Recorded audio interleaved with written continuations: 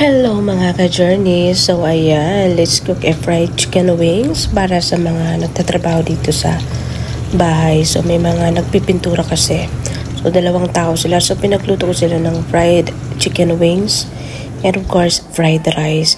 And kami, naki-birthday kami dito sa factory kasi meron din dito pa-order yung amo ko. So ayan, subukan nating magkamay. Nakakamiss magkamay kumain guys. Pero takot ako sa rice. Natatawa talaga ako sa rice. So, ay nakakamiss magkamay. No? Nakakamiss sa probinsya kasi dito, di ako makakamay kasi tinitingnan nila akong kumakain pag nagkakamay ako. Kaya, ngayon, tinry kong magkamay kasi andun sila sa kabilang table. So, dito nga pala kami sa factory. So, may birthday yata dito sa, I think, staff o sa employee. Kaya may pa-birthday dito. And, inorderan din kami ng pagkain. So, ang kinain ko pala is fried chicken, Malay style. So, may with curry. So, ayan. And syempre with rice. Diyos ko, takot ako sa rice. Hindi na ako nagra-rice guys. Kaso dito no choice ako kasi andyan yung amo ko. And ayoko naman makita lang. Hindi ko kinainan. So, actually, hindi ko talaga yan siya naubos at tinapon ko yung rice. Kasi nga, umiiwas na talaga ako yan. 2 years na akong umiwas sa rice. Pero minsan hindi maiwasan pag nalabas kami. In-order na ako. Pero umiwas talaga. Konting-konti lang kinain ko. So dyan, kumuha ako ng pakonti-konti para makita naman nila. Pero liit lang ng rice. Takot akong kumuha. So yung chicken naman is not bad. So ganito talaga yung lasa sa mga Malay style na pag fried chicken nila. May mga luyang dilaw. No? So kaya ganyan yung kulay. And of course may cucumber. And syempre yung curry, naubusan kasi din ng spoon. Kaya nagkamay na ako. Pero naghugas ako ng kamay kahapon na. So yan, ang tigas. Yung pustiso ko, muntik pang mahulog dyan. And yung curry, yung isang curry is beef. Hindi ko siya binuksan. Hindi kasi ako mahilig sa curry.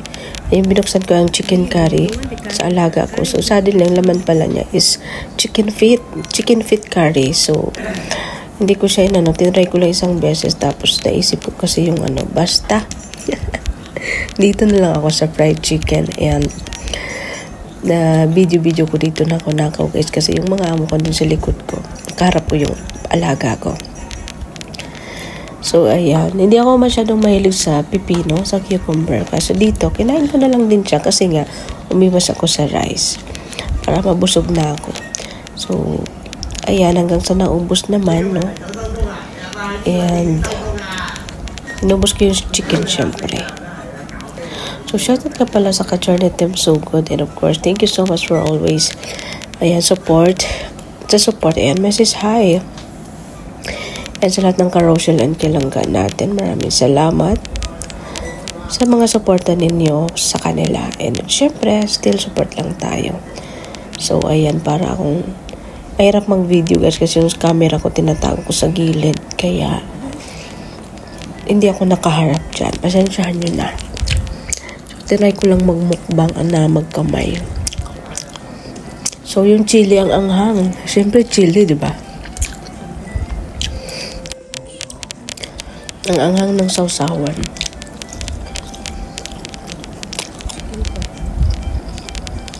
O, di ba? Parang ako dito naglalaro. Ganito lang kasi yung pag bibili ka nito, ganito lang yung pag-pack. So, parang may yung cover yung balot niya. Yan na yung kainan mo. O, diba, chicken feet, ang laman ng chicken curry.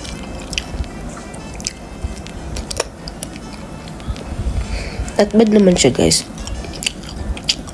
O, diba? Sarap naman siya. Kaso hindi lang ako mahilig sa curry. Hindi isip ko pa kung isubo ko, hindi. So, ayan. Yung fried chicken nila is walang walang harina. Yung gamit is lemongrass and luyang dilaw at saka luya. Marinate nila yan tapos sa kanila ipa-fry. Kaya delicious kasi may mga sangkap na masustansya syempre at gamot pa. So, ganyan ang mga Malay dishes. Rice muna tayo, diba? Takot ako sa rice ko. Pag kumuha ako sa rice, guys, ang inisip ko yung exercise ko. Ayun.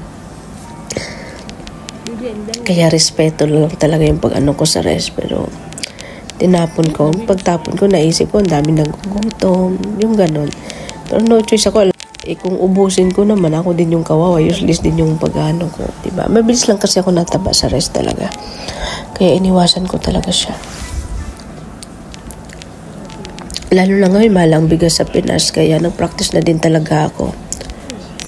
Para pag uwi sa Pinas, ayan, gulay-gulay na lang tayo. Vegetarian tayo doon. Maraming magagawang gulay doon. And basta iwas lang tayo sa... Pwede namang mag-rice. Pero rice, kung baga, less. Siguro 2 kutsara rice. No? Kasi ako kasi nasanay akong walang rice pag maraming ulam. Instead na mag-rice ako, mag-ulam na lang. Ganun ako dito. Yun yung rice na tinapon ko. So, ayan, tapos na kaming kumain. Siyempre, umuwi na kami. Dito lang kami sa factory, ang Humlux. And, ayan, umulan pati pagkatapos. And, maraming salamat. And, happy birthday sa my birthday. And, stay happy lang. I don't know kung sino mo birthday. Pero yung boss ko coming. Ngayong 21. So, ayan, ito yung mga factory dito ng mga katabi. Ayan, isa dyan ang sa boss ko, yung kanina. Ayan, factory sila ng mga cortina. Ayan, dito kami palagi pag napunta dito. Pag di kami iwan sa bahay, dito lang kami dinadala. Kaya, ano na ako dito. Ilang taon na ba to? 4 years na to. Kasi nung pagdating ko dito, dun pa sila sa luma. So, naglipat na sila. So, 4 years na. So, kasi 6 years na ako dito. Ayan, parang ano lang, no? Bukid, tingnan nyo sa labas. Mga ano yan, palm oil. Yan yung ano dito sa Malaysia, palm oil. Kaya mura sa kanila dito yung mantika na mula sa palm oil. Pero pag sa niyog naman, mahal din. So, ayan, travel lang kami pa uwi. Siyempre, yung driver ko is yung alaga ko. And please, comment, like, and share, guys. And please don't skip ads para makatulong din tayo pag tayo ay may revenue. And of course, thank you so much to all viewers and subscribers sa walang sawang sumuporta, the cheer, palaging andyan sa mga live ko, kay Charney Tim Sugod, lahat. And thank you so much, guys. No? Di ako magsawang magpasalamat lalo kay Mrs. Hai. And I hope, ayan, marami pa tayong magagawang charity dahil yan sa suporta ninyo. Keep safe everyone and thank you for watching.